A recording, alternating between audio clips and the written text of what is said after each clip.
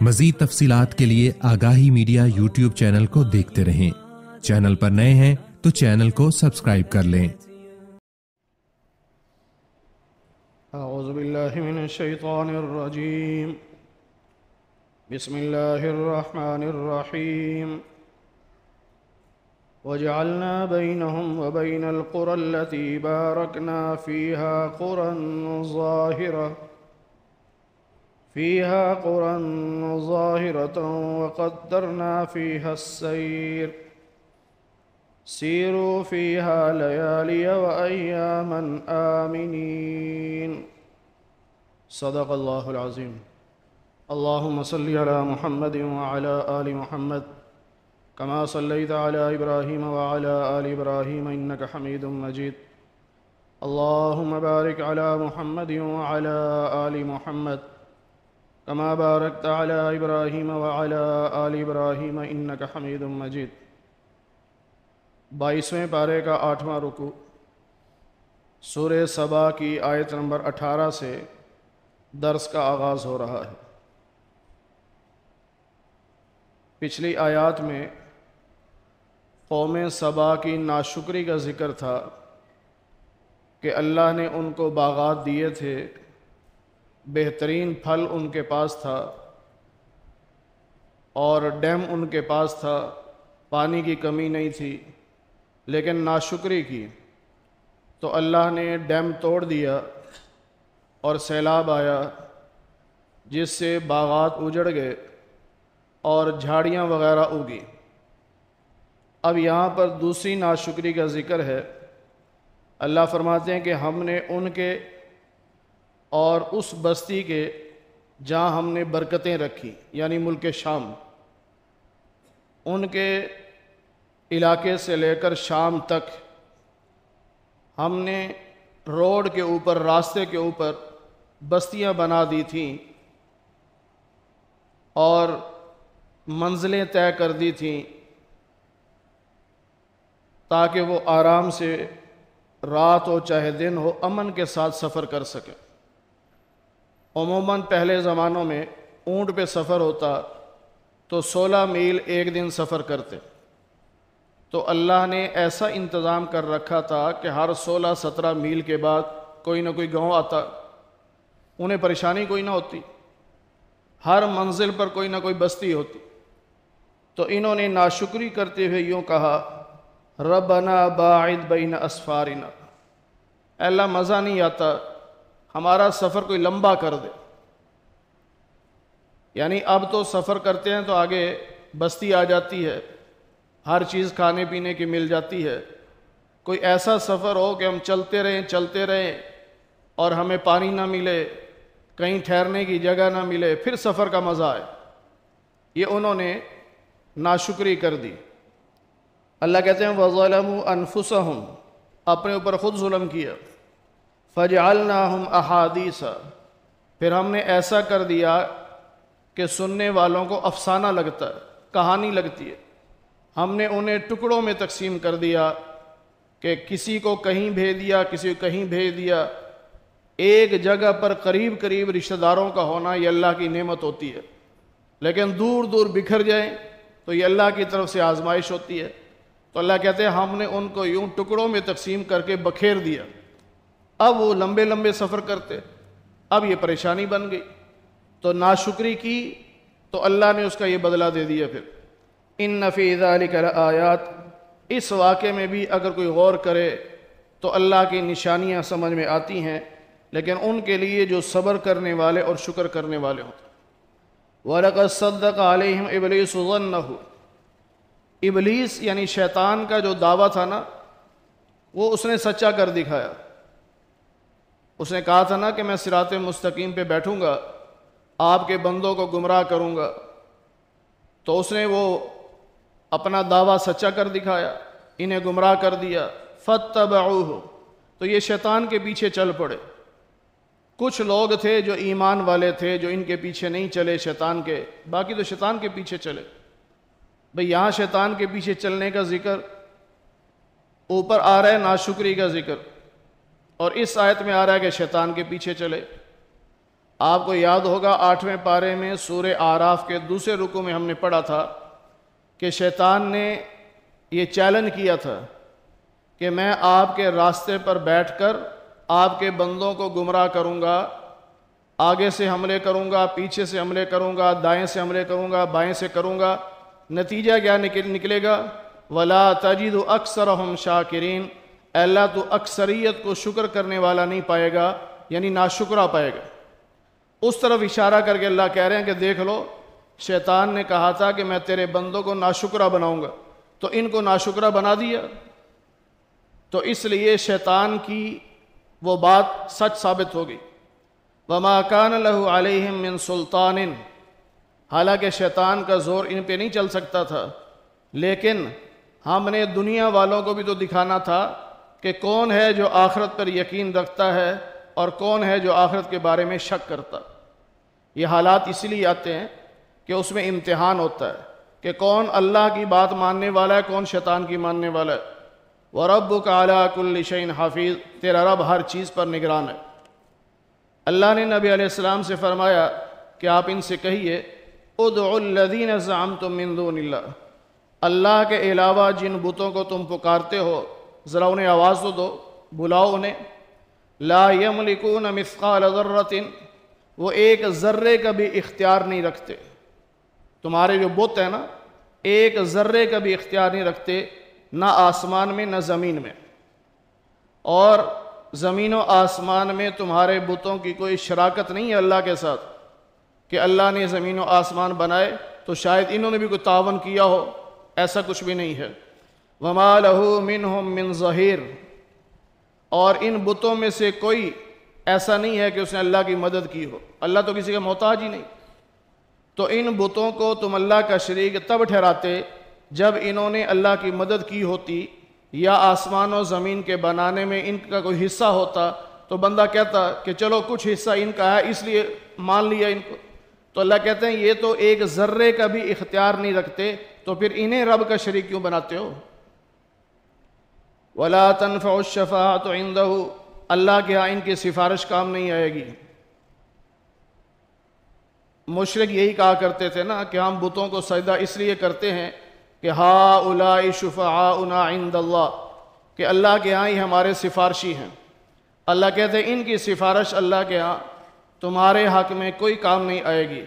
إِلَّا لِمَنْ أَذِنَ لَهُ، ہاں سفارش تو ہوگی لیکن اللہ جس کے لیے اجازت دے گا، اپنی مرضی سے کوئی سفارش نہیں کر سکے گا، اللہ جسے اجازت دے گا وہ سفارش کرے گا، اور جس کے حق میں اللہ فرمائیں گے اس کے حق میں سفارش کرے گا۔ اور اس کے لیے اللہ نے ایمان شرط قرار دی ہے کہ مومن سفارش کر سکتا ہے، کافر نہیں کر سکتا، اور مومن مومن کی سفارش کر سکے گا، کافر کی نہیں کر سکے گا۔ حتیٰ اذا فزع عن قلوبہم، جب ان کے دلوں سے گھبراہٹ ختم ہوتی ہے، یعنی جب وحی اتر رہی ہوتی ہے تو گھبراہٹ ہوتی ہے، تو اس وقت یہ آپس میں پوچھتے ہیں ماذا قال ربکم، تمہارے رب نے کیا کہا؟ تو فرشتے تو سارے کہتے ہیں قالوا الحق، اللہ نے سچ کہا، اللہ سب سے بلند ہے، سب سے بڑا ہے۔ پھر اللہ نے فرمایا کہ ان سے پوچھئے آسمانوں اور زمین میں تمہیں رزق دینے والا کون ہے؟ قل، اب یہ شرم کے مارے ہو سکتا ہے جواب نہ دیں، آپ جواب دے دیں، آپ کہیے اللہ، زمینوں سے رزق اگانے والا اللہ ہے، آسمان سے رزق بھیجنے والا اللہ ہے۔ وَإِنَّا أَوْ إِيَّاكُمْ، ہم یا تم، لَعَلَىٰ هُدًى، ہدایت پر ہیں یا گمراہی پر، یہ تو اللہ جانتا ہے۔ یعنی ہم اللہ کو مانتے ہیں کہ ہمارا رازق اللہ ہے، تم نہیں مانتے، تم بتوں کو سمجھتے ہو۔ اب ہم دونوں برابر تو نہیں ہو سکتے نا، یا ہم ہدایت پر ہیں یا تم ہدایت پر ہو، یا ہم گمراہ ہیں یا تم گمراہ ہو، تو سوچ لو۔ تو ظاہری بات ہے جو مانے گا کہ زمین و آسمان سے رزق دینے والی ذات اللہ کی ہے، ہدایت پہ وہی ہوگا نا۔ پھر نبی علیہ السلام سے اللہ نے فرمایا کہ ان سے کہیے لا تسألون عما اجرمنا، تم سے ہمارے جرموں کے بارے میں نہیں پوچھا جائے گا، اور ہم سے تمہارے اعمال کے بارے میں نہیں پوچھا جائے گا۔ ہر ایک نے اپنے اعمال کا جواب خود دینا۔ ہر ایک نے اپنے اعمال کا جواب خود دینا ہے کہ کیا کرتے رہے ہو۔ پھر آپ فرما دیجئے یجمع بیننا ربنا، قیامت کے دن ہمارا رب ہم سب کو جمع کرے گا۔ ثم یفتح بیننا، پھر اللہ ہمارے درمیان فیصلہ کرے گا انصاف کے ساتھ، اور اللہ ہی فیصلہ کرنے والا ہے، کیونکہ اللہ علم والا ہے نا، اللہ کو سب پتہ۔ تو جب اللہ کو سب پتہ ہے تو فیصلہ بھی تو اللہ ہی کرے گا کہ کون حق پہ تھا کون باطل پہ تھا۔ قل، اے نبی ان سے کہیے، ارونی الذین الحقتم بہ شرکاء، میرے ساتھ جن بتوں کو تم شریک ٹھہراتے ہو ذرا مجھے دکھاؤ تو صحیح وہ۔ کلا، ہرگز کچھ نہیں ہے، یعنی اللہ کا شریک کوئی نہیں۔ بل هو اللہ، ساری کائنات کا مالک صرف اللہ ہی ہے، اور وہ غالب ہے، حکمت والا۔ وما ارسلناک الا کافۃ للناس، ہم نے آپ کو پوری انسانیت کے لیے رسول بنا کے بھیجا۔ باقی انبیاء جو آتے تھے وہ کسی خاص قوم کے لیے ہوتے، یا خاص علاقے کے لیے ہوتے، یا خاص وقت کے لیے ہوتے، لیکن ہمارے نبی پاک صلی اللہ علیہ وسلم کو اللہ نے بھیجا تو قیامت تک آنے والے تمام انسانوں کے لیے رسول بنا کے بھیجا ہے۔ آج کل فتنوں کا دور ہے تو نئے نئے فتنے اٹھ رہے ہیں۔ کبھی کوئی بندہ دعویٰ کر دیتا ہے کہ تم پنجابی ہو، میں بھی پنجابی ہوں، میں تمہارا نبی ہوں۔ کبھی کوئی عورت اٹھتی ہے تو کہتی ہے میں نبیہ ہوں۔ کبھی کوئی کہتا ہے جی نبی تو عربی تھے اس لیے وہ عربیوں کے نبی ہیں، سب کے نبی نہیں ہیں۔ یہ سب کفریہ عقیدے ہیں، کفریہ نظریہ ہے۔ اصل ایمان یہی ہے کہ نبی پاک صلی اللہ علیہ وسلم قیامت تک آنے والے تمام انسانوں کے لیے نبی ہیں۔ بشیرم و نذیرہ، آپ کو بشیر اور نذیر بنا کے بھیجا۔ ہر نبی کی یہ صفات ہیں، یہ دو صفتیں ہر نبی کی ہیں، بشیر اور نذیر، کہ ایمان والوں کو جنت کی خوشخبری سنانے والے اور کافروں کو جہنم کے عذاب سے ڈرانے والے۔ ولیکن اکثر الناس لا یعلمون، لیکن اکثر لوگ علم نہیں رکھتے۔ کافر کہتے ہیں کہ قیامت کب آئے گی؟ آپ ان کو بتا دیں لکم میعاد یوم، اللہ نے ایک دن مقرر کر رکھا ہے، جب وہ دن آئے گا تو عذاب آ جائے گا، قیامت بھی آ جائے گی۔ اگر دنیا میں اللہ نے عذاب مقرر کر رکھا ہے تو وقت پہ آ جائے گا، اب اس میں نہ تاخیر ہوگی نہ تقدیم ہوگی، نہ وقت سے پہلے عذاب آئے گا نہ وقت سے لیٹ ہوگا۔ اور اگر دنیا میں عذاب اللہ نے ان کے لیے نہیں لکھا تو قیامت تو ہے نا، تو قیامت اپنے وقت پہ آئے گی۔ وقال الذین کفروا، کافروں نے کہا لن نؤمن بہذا القرآن، ہم اس قرآن کو نہیں مانتے ہیں، اور اس سے پہلے جو کتابیں اس کو بھی ہم نہیں مانتے۔ یہ کافروں نے کہا۔ اللہ کہتے ہیں ان کافروں کا حال دیکھنا، ابھی تو دنیا میں انکار کر رہے ہیں نا کہ ہم قرآن نہیں مانتے، ہم کسی آسمانی کتاب کو نہیں مانتے۔ ان ظالموں کو دیکھنا جب رب کے سامنے کھڑے ہوں گے اس وقت ایک دوسرے پر الزام لگا رہے ہوں گے۔ یرجع بعضهم الی بعض القول، ایک دوسرے پر بات پھینک رہے ہوں گے۔ کیسے؟ عوام کہے گی لیڈروں سے لولا انتم، اگر تم نہ ہوتے نا تو ہم بھی مومن ہوتے۔ عوام کہے گی لیڈروں سے کہ تمہاری وجہ سے ہم کافر بنے، اگر تم نہ ہوتے تو آج ہم بھی مومن ہوتے۔ تو لیڈر کہیں گے عوام سے انحن صددناکم عن الہدی، کیا ہم نے تمہیں روکا تھا کہ ہدایت اختیار نہ کرو؟ تم خود مجرم ہو، ہم نے نہیں روکا، تم مجرم ہو۔ اب پھر عوام کہے گی لیڈروں سے بل مکر اللیل والنہار، رات اور دن سازشیں تم کرتے تھے اور تم ہمیں کہا کرتے تھے ان نکفر باللہ، کہ اللہ کا انکار کر دو، تو ہم تو تمہارے کہنے پہ انکار کرتے تھے۔ وَنَجْعَلَ لَهُ أَنْدَادًا، تم ہی تو ہمیں کہتے تھے کہ اللہ کا شریک بناؤ ان بتوں کو۔ وَأَسَرُّوا النَّدَامَةَ لَمَّا رَأَوُا الْعَذَابَ، جب عذاب سامنے نظر آئے گا نا اب اندر ہی اندر شرمندہ ہوں گے کہ یہ کیا ہو گیا ہمارے ساتھ۔ پھر ہم ان کے گردنوں میں توق ڈالیں گے، پٹے ڈالیں گے، اور ان کو پھر جہنم میں پھینکیں گے، اور یہ ان کے اعمال کا نتیجہ ہوگا۔ وَمَا أَرْسَلْنَا فِي قَرْيَةٍ مِّن نَذِيرٍ، ہم نے جب بھی کوئی رسول بھیجا کسی بھی بستی میں تو وہاں کے مالداروں نے انکار کیا کہ ہم اس رسول کو نہیں مانتے، کیونکہ دولت کا نشہ ہی ایسا ہوتا ہے غریب آدمی دین کا انکار نہیں کرتا، یہ پیسے کے نشے میں لوگ دین کا انکار کرتے ہیں۔ یہی اللہ بتا رہے ہیں کہ جب بھی کوئی رسول بھیجا تو اس بستی کے مالداروں نے انکار کیا کہ ہم اس کو رسول نہیں مانتے، اور پھر خود کہنے لگے کہ نحن اکثر اموالا و اولادا، ہمارے پاس مال بھی زیادہ ہے، اولاد بھی زیادہ ہے۔ اس نشے میں کہ دیکھو جی یہ غریب لوگ ہیں، مال بھی نہیں ہے، اولاد بھی تھوڑی ہے، ہم مالدار ہیں، اولاد بھی ہماری زیادہ ہے، اس نشے میں انکار کرتے اور کہتے ہمیں عذاب نہیں ہوگا۔ یہ مالدار کہتے۔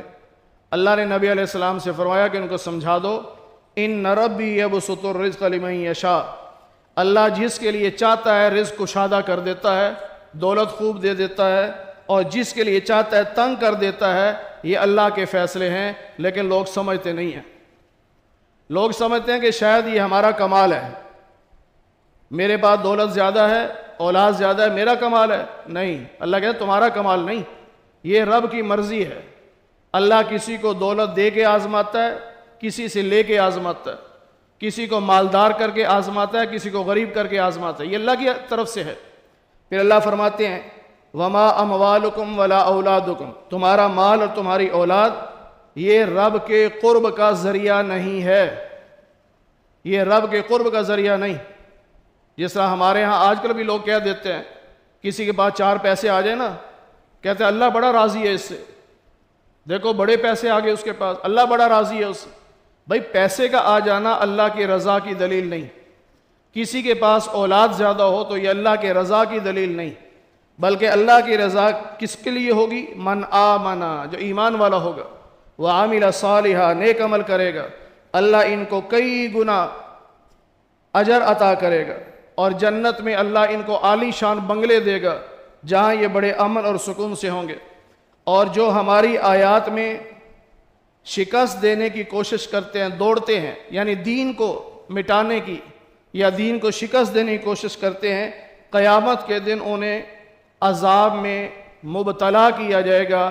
جس طرح مجرم کو ہتکڑیاں لگا کے لاتے ہیں، ایسے کافروں کو ہتکڑیاں لگا کر فرشتے اللہ کے سامنے حاضر کریں گے۔